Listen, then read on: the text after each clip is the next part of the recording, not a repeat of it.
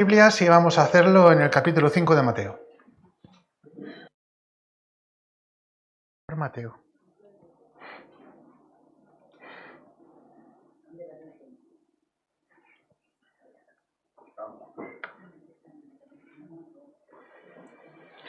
Bueno, durante estos días he estado meditando sobre esta parte del Sermón del Monte. El Sermón del Monte es mucho más largo que las bienaventuranzas, pero este tema de las bienaventuranzas me ha tocado en el corazón y quiero compartirlo con vosotros.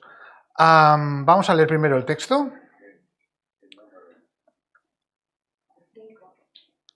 Mateo, capítulo 5, sí, pero vamos a leer los últimos versículos del 4 para ponernos un poco en contexto de la situación. Desde el 18, bueno, desde el 17. Desde el 17 del capítulo 4 dice: desde entonces comenzó Jesús a predicar y a decir: arrepentíos, porque el reino de los cielos se ha acercado. Andando Jesús junto al mar de Galilea, vio a dos hermanos, Simón, llamado Pedro, y Andrés, su hermano, que echaban la red en el mar, porque eran pescadores. Y les dijo: venid en pos de mí, y os haré pescadores de hombres. Ellos entonces, dejando al instante las redes, le siguieron. Pasando de allí, vio a otros dos hermanos, Jacobo, hijo de Zebedeo, y Juan, su hermano, en la barca con Zebedeo, su padre, que remendaban sus redes, y los llamó. Y ellos, dejando al instante la barca y a su padre, le siguieron. Y entonces dice: recorrió Jesús toda Galilea, enseñando en las sinagogas de ellos, y predicando el evangelio del reino, y sanando toda enfermedad y toda dolencia en el pueblo. Y se difundió su fama por toda Siria. Y le trajeron todos los que tenían dolencias, los afligidos por diversas enfermedades y tormentos, los endemoniados, los lunáticos, los paralíticos, y los sanó. Creó un entorno de sanidad en medio de Israel. Es que todo el mundo que se acercaba a él quedaba sano de su dolencia. Y le siguió mucha gente de Galilea, claro, los sanaba, le siguió mucha gente de Galilea, de Decápolis, de Jerusalén, de Judea y del otro lado del Jordán. Y entonces ahí Jesús tuvo la oportunidad de hablarles claro a esas personas que estaban junto a él. Dice el versículo 1 del capítulo 5, dice: viendo la multitud, subió al monte, y sentándose, vinieron a él sus discípulos, y abriendo su boca, les enseñaba, diciendo: bienaventurados los pobres en espíritu, porque de ellos es el reino de los cielos. Bienaventurados los que lloran, porque ellos recibirán consolación. Bienaventurados los mansos, porque ellos recibirán la tierra por heredad. Bienaventurados los que tienen hambre y sed de justicia, porque ellos serán saciados. Bienaventurados los misericordiosos, porque ellos alcanzarán misericordia. Bienaventurados los de limpio corazón, porque ellos verán a Dios. Bienaventurados los pacificadores, porque ellos serán llamados hijos de Dios. Bienaventurados los que padecen persecución por causa de la justicia, porque de ellos es el reino de los cielos. Bienaventurados sois cuando por mi causa os vituperen, o sea, hablen mal de vosotros, y os persigan, y digan toda clase de mal contra vosotros, mintiendo. Dice el 12, gozaos y alegraos, porque vuestro galardón es grande en los cielos, porque así persiguieron a los profetas que fueron antes de vosotros. Vamos a dejarlo aquí y en esta mañana quiero entrar en el detalle de los primeros 5 versículos de las bienaventuranzas. No voy a entrar más allá porque, no sé, el Señor como que ayer me dijo, Dani, hasta aquí. Y Dani, hasta aquí, a partir del versículo en el que habla de bienaventurados los mansos, es cuando el Señor me dijo, Dani, déjalo aquí y luego si tienes otra oportunidad, pues continúa con el otro texto, ¿no? Pero vamos a dejarlo, vamos a hacerlo hasta el versículo 5. Bien, empezamos. Mateo capítulo 5, versículo 1. Viendo la multitud, subió al monte y sentándose. Primera cosa curiosa, o sea, los maestros normalmente pues, se suben en un lugar alto, tienen un micro delante y se ponen en una tarima y empiezan a enseñar todo aquello que quieren decir pues, de una posición elevada. Sin embargo, Jesús llegó arriba al monte y es un monte, yo he visto, no he estado allí, pero he visto las fotos y es un montículo, quiero decir, no es una montaña así en plan Pedraforca, o sea, es un montículo donde Jesús llegó hasta arriba y se sentó. Y todo el mundo podemos pensar, ¿por qué te sientas, no? O sea, ponte de pie que te van a oír mejor. Pues no, pues él se ve que sabe de leyes de física también y sabe que la voz sube hacia arriba cuando hablas y seguramente su voz llegaría más lejos estando más abajo que ellos, ¿no? No es simplemente que mostró humildad y mostró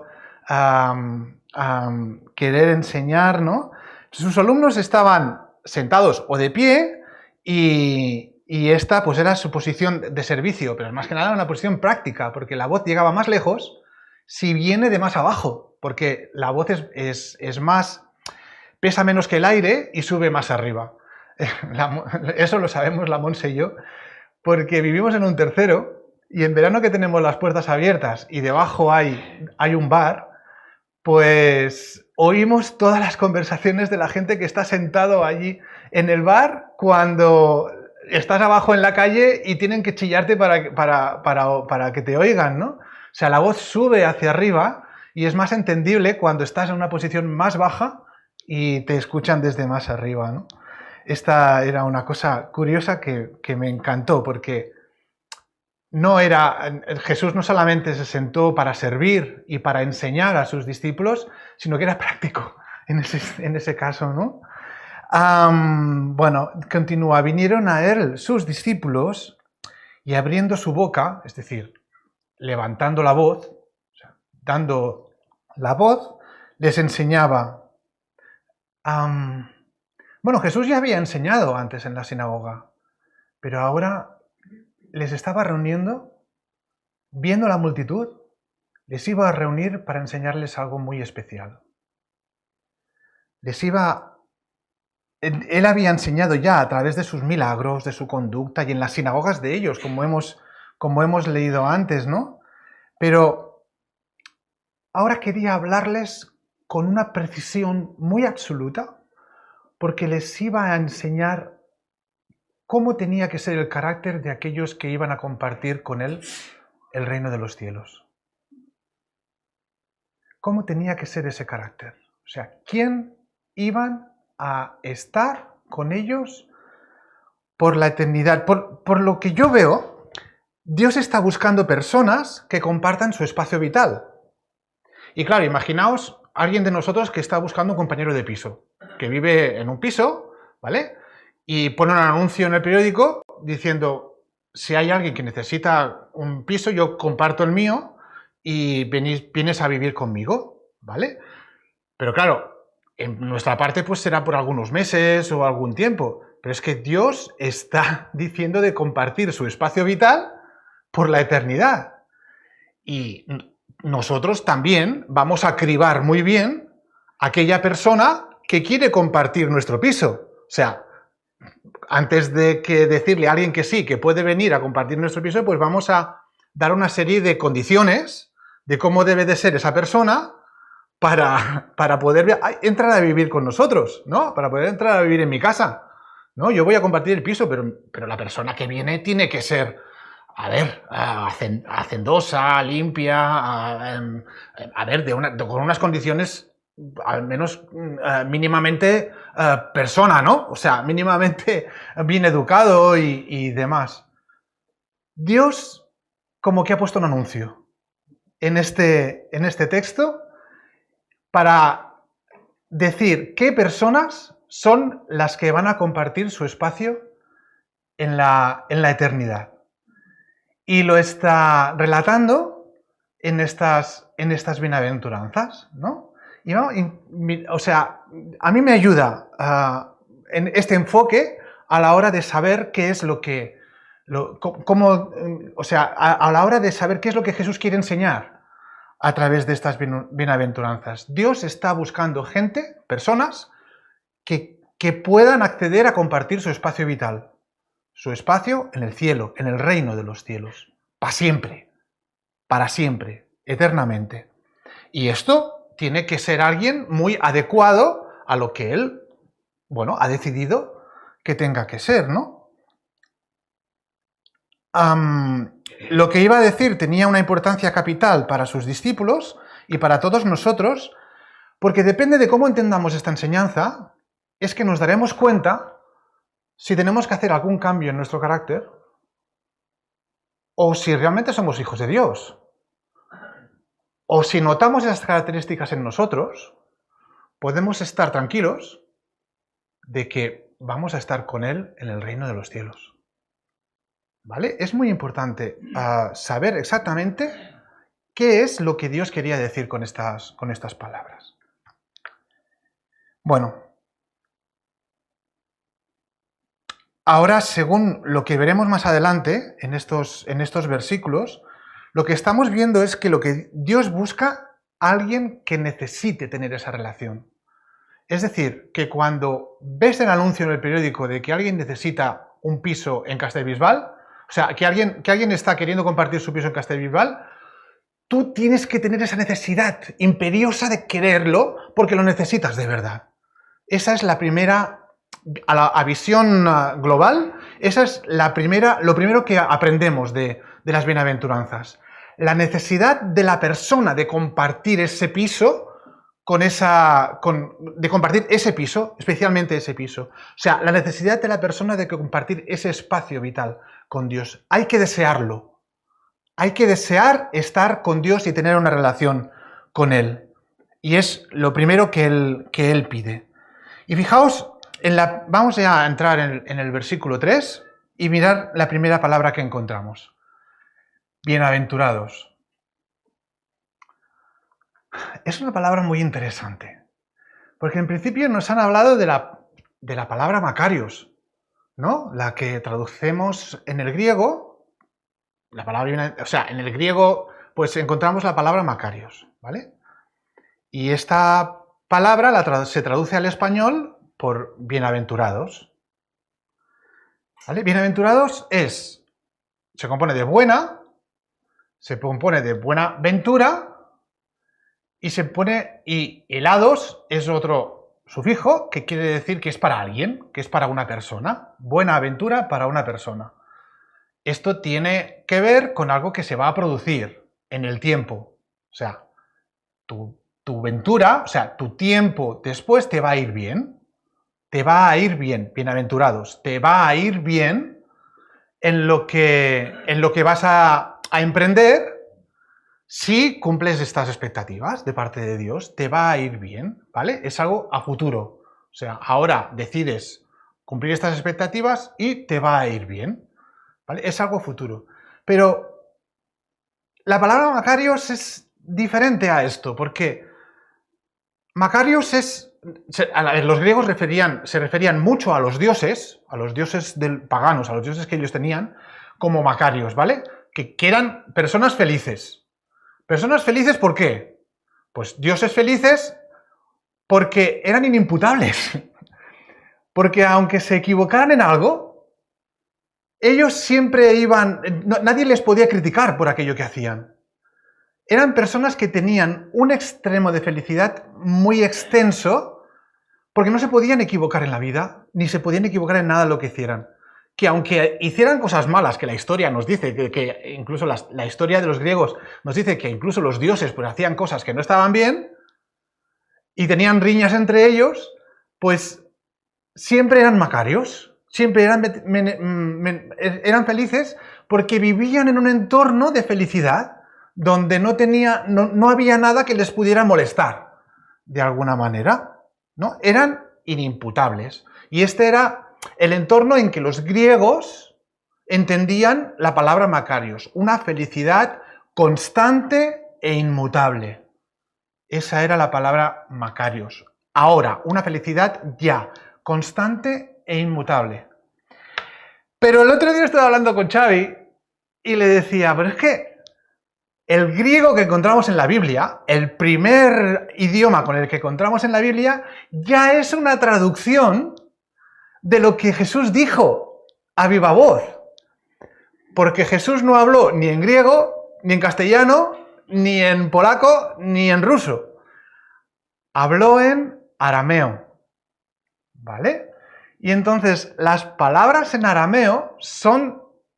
Pues la palabra, el arameo es un dialecto del hebreo, es algo muy parecido, ¿no?, al hebreo, pero es el idioma que hablaban allí. La palabra en arameo o en hebreo, que es, ya digo, que son primos hermanos, era muy diferente. La palabra que Jesús dice en hebreo es Ashre. Ashre. Y esta forma que Jesús usó en las bienaventuranzas nos explica un entremedio entre bienaventurados y macarios. No es una palabra de futuro, es una palabra de consistencia de ahora, es una palabra que es ahora eres bienaventurado, ¿vale? Y es una palabra que tiene que ver con el servicio. O sea, eres feliz cuando sirves. Aisre. Eres feliz cuando te pones en posición de servir. Y además es una palabra que es una expresión idiomática en la que es una exclamación. ¡Cuán bienaventurado eres cuando cumples estas expectativas! Y ahora, ¿cuán bienaventurado eres ahora cuando cumples estas expectativas? Pero vamos a ver su significado bíblico. Vamos a leer en Primera de Reyes, capítulo 10, versículo 8. Primera de Reyes, capítulo 10, versículo 8. Ahí vamos a leer a la reina de Saba. Nos vamos a ir a Salomón, al tiempo en el que Salomón vivía, después del rey David. Y os acordáis, ¿no? Todos habéis visto la película del Salomón y demás, y las construcciones que hizo, el templo, las maravillas de las construcciones y todo aquello que trajo de diferentes países. Después de haberse casado con las hijas de todos los reyes de alrededor, pues cogió y empezó a traer todas las mercancías de los países de al lado, la madera, todo el oro, las piedras preciosas, y las colocó todas en el templo. Y la nación de Israel, en torno de Jerusalén, era una nación rica, próspera, y la gente ni siquiera tenía que pagar impuestos. Bueno, eso no lo sé, eso me lo acabo de inventar. Pero que... eso me lo acabo de inventar. Pero que vemos a la reina de Saba que llegó a Jerusalén porque oyó noticias de que en ese reino había una bendición muy especial, y ella con sus propios ojos quería ver cómo Salomón estaba bendiciendo a todo su entorno. Y también conocer a su Dios, que era al que ofrecía sacrificios y al que adoraba. Y con su sabiduría para gobernar a su pueblo. Y dijo, la reina de Saba, dijo, bienaventurados tus hombres, y aquí está la palabra Esre. Bienaventurados tus hombres. Dicen, no bienaventurado tú, que ya veo que lo eres, pero no bienaventurado tú, sino bienaventurados tus vasallos, tus hombres. Dichosos estos tus siervos, que están continuamente delante de ti y oyen tu sabiduría. Fijaos, como yo lo veo, es os acordáis, ¿no? De las películas de la Edad Media donde los reyes nombraban a caballeros que eran personas unos soldados especiales que estaban a cargo de la protección del rey.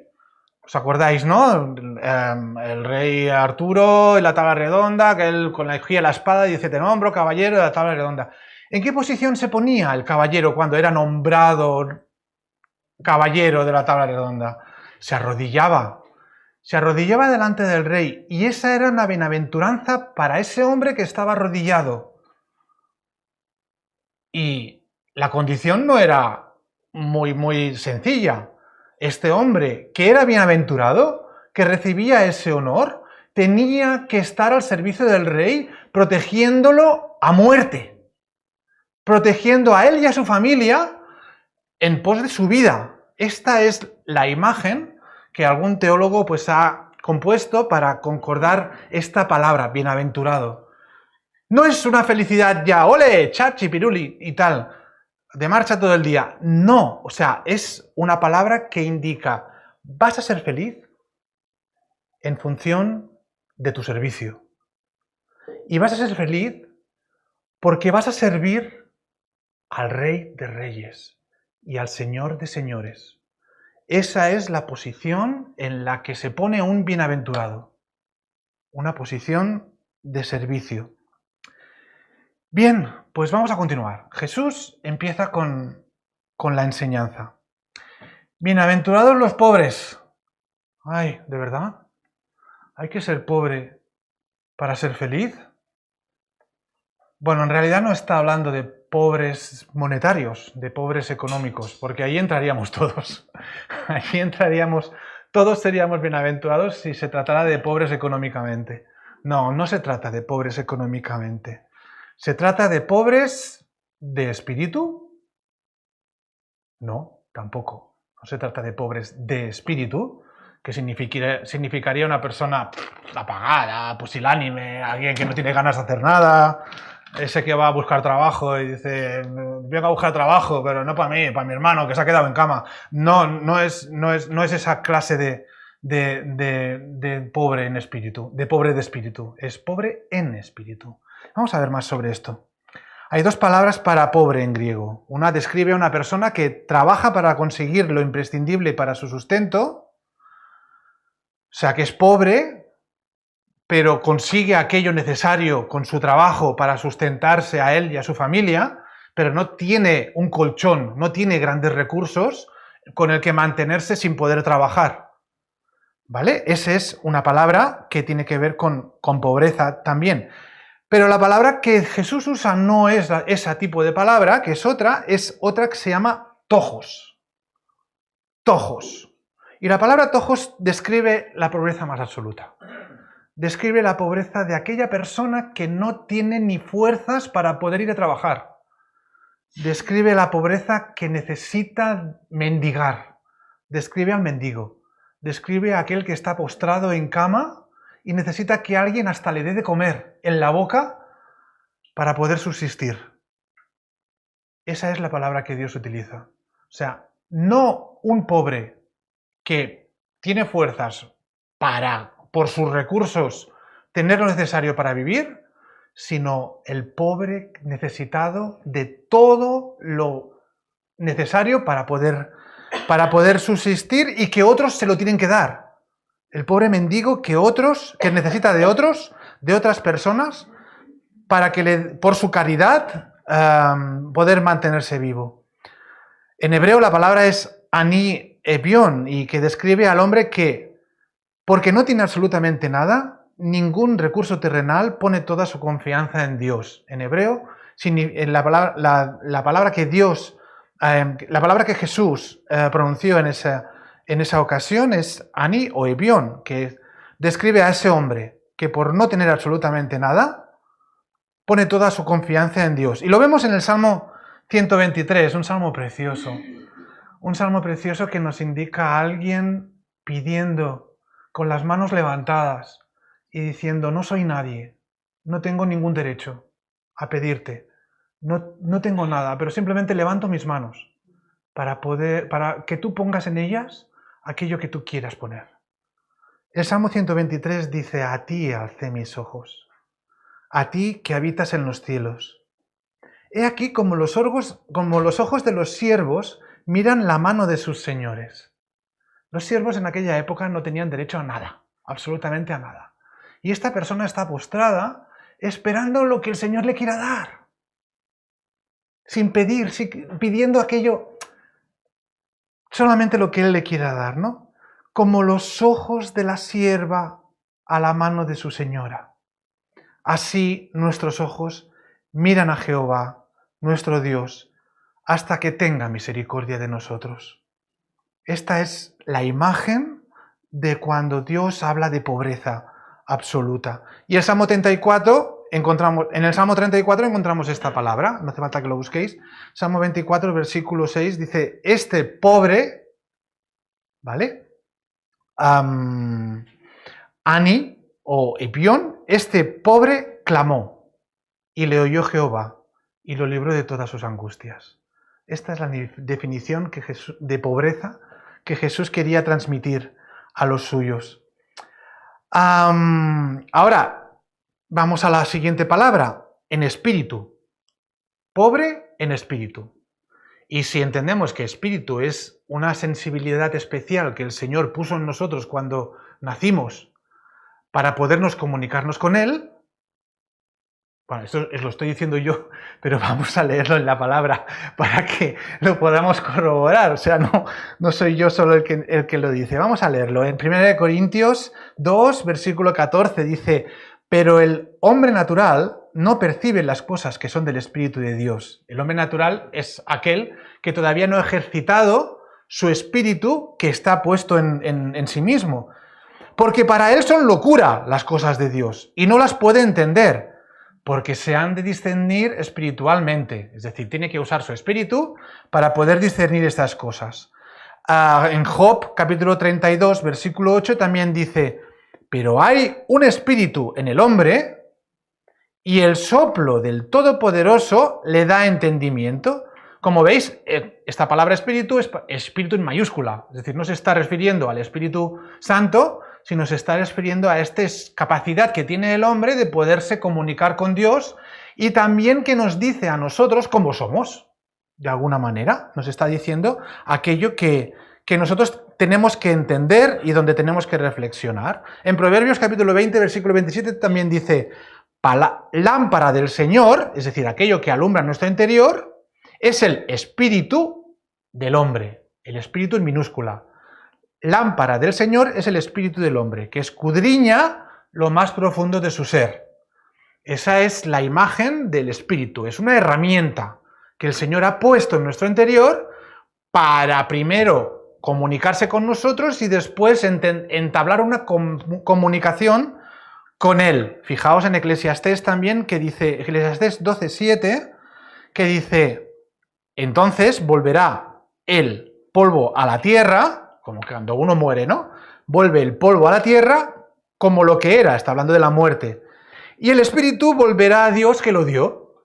Es decir, que cuando uno muere, el espíritu sale de la persona y vuelve a Dios que lo dio como esta herramienta de comunicación con Él. Entonces, llegamos a una conclusión. Bienaventurados los pobres en espíritu, quiere decir, bendita la persona que es consciente de que necesita relacionarse con Dios, de que necesita entrar en este espacio vital que Dios está queriendo que entres, y no tiene otra que mendigar que Dios mismo acceda a mantener esa relación abierta y que pone toda su confianza en Dios. Esta es la idea del pobre en espíritu. Es decir, benditos los que no se sienten espirituales ni aptos para poder entrar en una relación con Dios, por mucho que se esfuercen. No pueden tener una relación correcta con Dios. Spurgeon lo explica bien con una frase. Dice, no lo que tengo, sino lo que no tengo. Es el primer punto de contacto entre mi alma y Dios. Spurgeon, ¿vale? No es una frase mía, es una frase de Spurgeon, que todos sabéis de él. Y ahora vamos a la siguiente frase. Porque de ellos es el reino de los cielos. ¡Wow! ¿Es mío el reino de los cielos? Es el reino de los cielos. Ya es el reino de los cielos.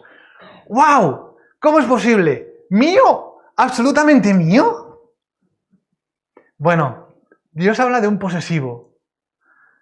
Y habla en primera persona de que tuyo es el reino de los cielos. Pero ¿cómo puede ser verdad de que sea mío el reino de los cielos? Bueno, pues es un deseo tan grande por entrar en una relación con Dios que ya te sientes allí, ¿vale? ¿Qué dices cuando vas a trabajar a la SEAT o cuando vas a trabajar a Amazon?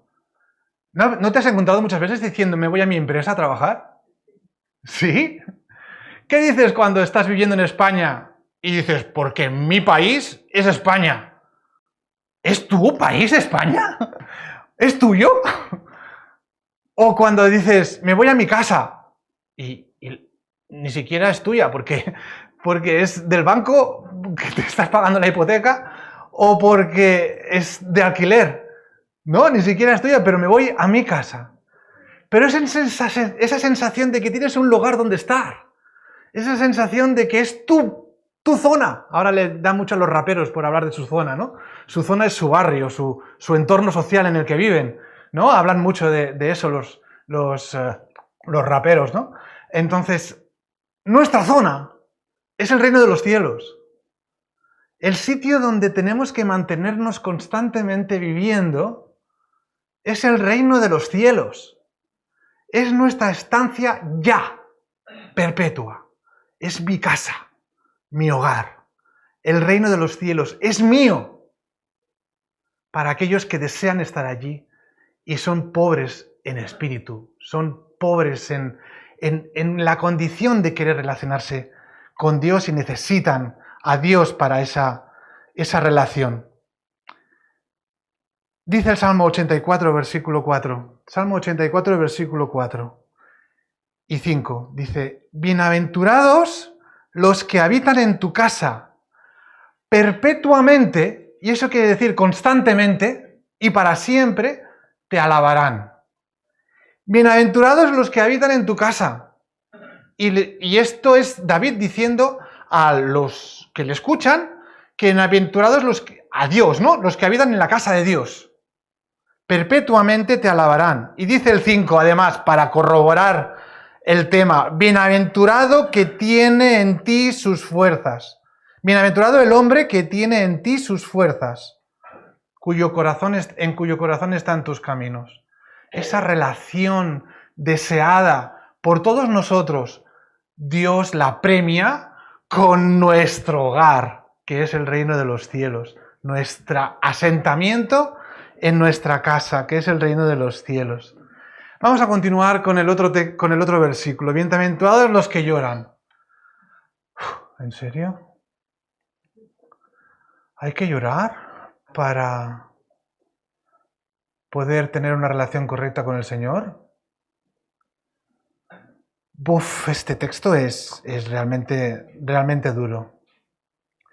Pero no está diciendo que sea el sufrimiento o la pena lo que nos hace llorar. Y el sufrimiento no es que sea algo bueno. O sea, no está diciendo que sufrir sea algo bueno, ¿vale? Y que los antiguos pues se pegaban latigazos para decir, bueno, estoy llorando porque me pego latigazos y estoy sufriendo y por eso el Señor le gusta que sufra. No es esa la idea de este texto. Pero ¿cuál será? Los que lloran. Y además dice, estos necesitan el consuelo. Fijaos, los que lloran serán consolados. Bueno, Pablo describe esta tristeza. Pablo la describe. Tiene un texto que explica muy bien la clase de lloro a la que Jesús se está refiriendo en este caso. Fijaos, 2 de Corintios, Joel, 2 de Corintios capítulo 7. Y este me interesa que sí, que esté en pantalla, porque vamos a hablar un poco del que está llorando. Hermanos, perdonad, es muy tarde. Lo voy a dejar después de este versículo. ¿vale? Me tenía propuesto al menos terminar a la 1:30 para que todos tuviéramos tiempo. Y son ni 17 ya, se me ha pasado un montón de rato. Vamos a terminar este texto porque me propongo terminar a la 1:30 y no más para allá. O sea, hasta que pueda. Vamos a terminar este texto del lloro. Fijaos, 2 Corintios capítulo 7. 2 Corintios capítulo 7, versículo 8. Dice el texto, cuando Pablo está hablando a los corintios y a gente que él amaba, ¿no? Y que él había impartido doctrina y que él había reñido durante muchas ocasiones y les había dicho, lo que estáis haciendo no está bien y Dios no quiere que tengáis esa conducta y tenéis que cambiar esta conducta. Y les está diciendo, ya con un poco de decir, ostras, me sabe mal que os contristé, ¿no? Dice el texto, porque aunque os contristé con la carta, no me pesa. Pero a ver, entendiendo el corazón de Pablo, seguro que sí, que le estaba pesando, pero él tenía que decir, no me pesa, porque entonces lo lamenté, dice. Pero veo que aquella carta, aunque por algún tiempo os contristó, ahora me gozo. Me gozo no porque hayáis sido contristados, no me gozo por vuestra tristeza, por lo que ocurrió, sino porque fuisteis contristados para arrepentimiento. Y eso os hizo cambiar de conducta, porque habéis sido contristados según Dios. Bienaventurados los que lloran. Bienaventurados los que lloran según Dios. Bienaventurados los que son contristados según Dios. ¿Sí? ¿Entendéis la idea? Porque habéis sido contristados según Dios, para que ninguna pérdida padecieseis por nuestra parte. Porque la tristeza que es según Dios produce arrepentimiento para salvación. De que no hay que arrepentirse de la tristeza, no hay que arrepentirse. Pero la tristeza en el mundo realmente produce muerte. O sea, cuando uno está triste, que no es la tristeza según Dios, esa tristeza no lleva a reflexionar, sino llega solamente a quejarse.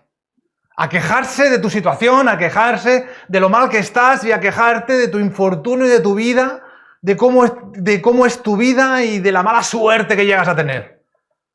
Esa es la tristeza según el mundo. Pero la tristeza según Dios lo que nos lleva es un cambio en nuestra conducta. Vamos a continuar porque es increíble lo que Pablo le está diciendo, porque está reflejando en imágenes aquello que produce la tristeza. Dice el versículo 11, porque he aquí esto mismo de que hayáis sido contristados según Dios, ¿qué solicitud? Dice, está explicando, ¿no? Esto que quiere decir hayáis sido contristados según Dios. Dice, ¿qué solicitud produjo en vosotros? Y la palabra solicitud es urgencia. Es decir, que cuando os disteis cuenta y empezasteis a llorar por vuestra manera de ser y porque no teníais una relación correcta con Dios, en vosotros produjo urgencia. Hay algo que cambiar en mí. Hay algo que cambiar en nosotros. Estoy triste, pero quiero cambiar esta tristeza por gozo. ¿Qué solicitud produjo en vosotros? Una urgencia. ¿Qué defensa? ¿Vale? Y esta defensa es una palabra increíble. Es apología, ¿vale? Y nosotros entendemos la palabra apología, o sea, sabéis lo que es una apologeta, ¿vale? No sé si habéis escuchado libros donde habla sobre apología del cristianismo, de la palabra apologeta. Es una apología, tiene que haber un interlocutor con el que discutes. Una apología es una discusión entre dos personas en la que una defiende una postura y la otra defiende su postura con argumentos. ¿Vale? Pues esta palabra, ¿qué defensa? Es ¿qué apología en el griego? Y significa que es una discusión donde normalmente tiene que haber dos personas, pero en este caso no hay dos personas, hay uno mismo. Tú mismo estás haciendo una apología de lo que estás haciendo para poder cambiar tus argumentos anteriores y cambiarlos por los argumentos de Dios. Esta es la idea de qué defensa, ¿no? En este caso la discusión es contigo mismo y tienes que reconocer lo que está bien, lo que Dios dice que está bien, y es como recapacitar y llegar a una conclusión acertada. Es Discusión contigo mismo. Luego dice, ¿qué indignación? Esa indignación quiere decir un reconocimiento de culpa. Realmente no me estoy portando bien delante de Dios, lloro porque no tengo una relación correcta con Él y siento culpa de lo que estoy haciendo, ¿no?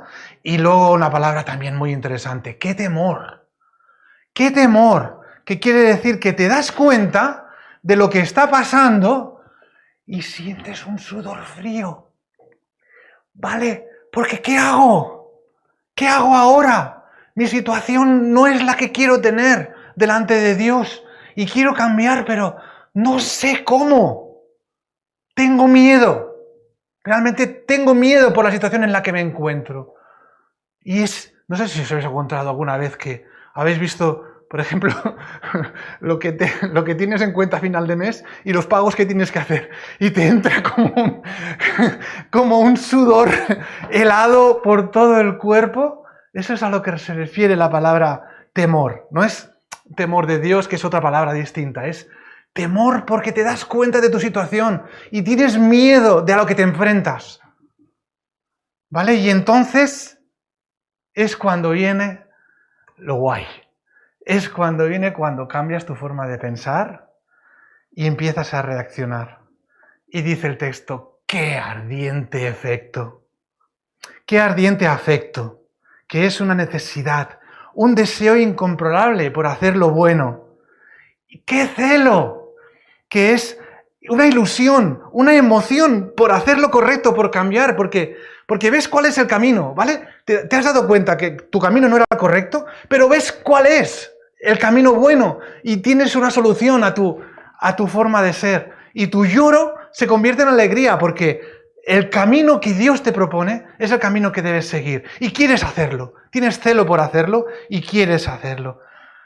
¡Qué vindicación! Y esa es una palabra muy interesante también, porque vindicación significa, uno es vindicado cuando se le ha hecho justicia a una situación, ¿vale? Uno es vindicado cuando tú tienes una situación en la que se ha creado una situación injusta hacia ti y vas al juez y le dices, esto me ha pasado con esta persona y quiero que me hagas justicia, ¿vale? Como la viuda al juez injusto, ¿vale? Con la palabra esa. Pues una vez el juez le hace justicia al denigrado de alguna manera, pues este hombre ha sido vindicado. Se hace justicia. Pero en este caso, la vindicación es de parte nuestra hacia nosotros.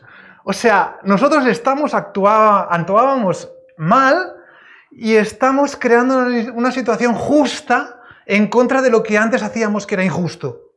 ¿Vale? La vindicación tiene que ver por ahí, un cambio de reacción de andar por caminos injustos a andar por caminos justos como Dios quiere que andemos. Y la verdad es que nos encanta nuestra nueva postura, porque el texto sigue diciendo, en todo os habéis mostrado limpios en el asunto. Y es increíble, ¿no? Como Dios mismo, por parte de Pablo, nos está enseñando cuál es la tristeza que debemos reconocer, ¿no? No podemos tener una relación con Dios mismo, porque nuestros caminos no son los correctos. Pero Dios nos da el camino correcto. Y ese camino correcto nos da consuelo. Nos da consuelo. ¿Qué significa la palabra consuelo? Qué bonito. Qué bonito, porque consuelo... Vamos, hemos cambiado de mentalidad y nos lleva a hacer lo que conviene, ¿no? Para la gloria de Dios. Y nos encanta nuestra nueva postura. Y dice el texto, vamos otra vez a Mateo, al versículo 5, ¿vale? Al versículo, no sé ni el versículo en el que estoy, creo que es el 4. El 4. Vale, vamos a volver otra vez a Mateo. Y dice, porque estos que lloran son los que recibirán consolación. Y la palabra es paracaleo. Y ellos sabían lo que significaba paracaleo. El paracaleo es otra persona que está a tu lado y te dice, venga, vamos a hablarlo, dime lo que te pasa, que yo te voy a consolar, te voy a dar afecto, te voy a animar, ¿no? Alguien, un amigo a tu lado que te está animando, te está diciendo, esto lo tienes que hacer así, de esta manera. Ay, sí, mira, tu situación yo ya la he vivido. Y he salido de tu situación así, de esta manera, haciendo este camino, y de esta manera es como puedes salir adelante, no te preocupes, que esto es pasajero, que vas a... O sea, como alguien a tu lado que te está dando información que él ya ha vivido y te consuela con esta información. Pero claro, los discípulos de allí estaban viendo de palabras de Jesús que recibirán consolación. Bueno, ¿de qué manera se puede recibir consolación si no tengo a nadie a mi lado que me consuele en este caso, ¿no? Y la idea de la palabra es esta, es alguien que dice, ven aquí, te abraza y te consuela. Bueno, pues aquí la consolación no es un verbo, ni es un acto, la consolación es una persona. La consolación es una persona. Fijaos en Juan, capítulo 16, capítulo antes de que ha leído en Rosita antes. Juan capítulo 16 dice, pero yo os digo la verdad. Jesús está explicando qué clase de consuelo es el que van a recibir estas personas. Yo os digo la verdad, os conviene que yo me vaya, porque si no me fuera, el Consolador no vendría a vosotros. Mas si me fuere, yo os lo enviaré. Cuando Él venga, convencerá al mundo de pecado, de justicia y de juicio. De pecado, por cuanto no creen en mí.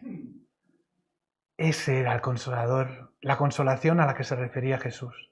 Paracaleo, lo mismo que Paracletos, del que habla Jesús cuando se refiere a Consolador. Paracaleo, Paracletos, tienen la misma raíz, es lo mismo. La consolación no es un acto en el que alguien te anima. La consolación es una persona que entra en tu interior y continuamente te está diciendo el camino por donde debes andar.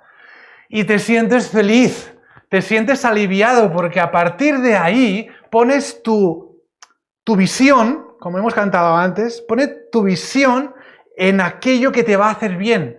Sabes que eres bienaventurado, porque a partir de entonces todo lo que emprendas, si está en el camino correcto que el Consolador te está ofreciendo, te va a ir bien. Te va a ir bien. Como vemos, y para terminar, porque tengo más, pero me quedo aquí, porque si no es que todo es muy largo. Ahora vienen los mansos. Y los mansos es muy increíble, porque los mansos son mis superhéroes. Los mansos son aquellos que hacen así, ¡wow!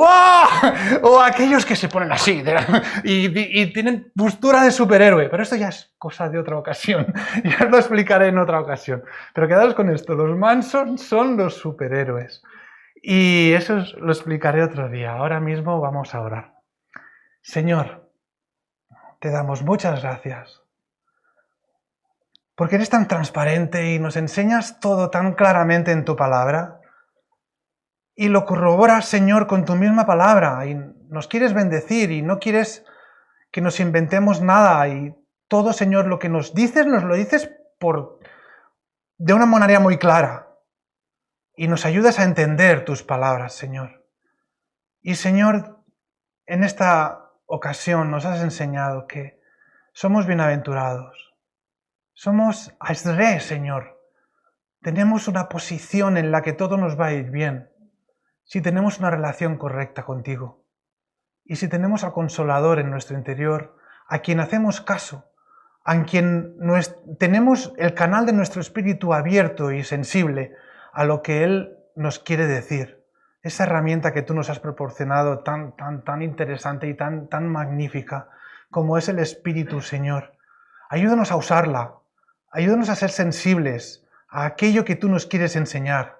Ayúdanos a entender lo que el Espíritu Santo nos quiere decir para que nuestros caminos sean los correctos delante de ti y podamos, Señor, habitar en tu presencia, habitar en tu morada, habitar en el reino de los cielos, que el reino de los cielos lo podamos hacer nuestro. Señor, te damos muchas gracias por estas maravillas, Señor, por esta gracia, por estos regalos que podemos tener en ti, Señor. Y ayúdanos a saberlos definir y a saberlos interiorizar y a entenderlos, Señor, a entenderlos de una manera gráfica, Señor, de una manera exquisita, de manera que no nos apartemos de tu camino, Señor, que seamos conscientes de tu voluntad y que la queramos llevar a cabo. Gracias, Señor, por todo lo que nos das y te pedimos ayuda en esta mañana. En el nombre del Señor Jesús. Amén.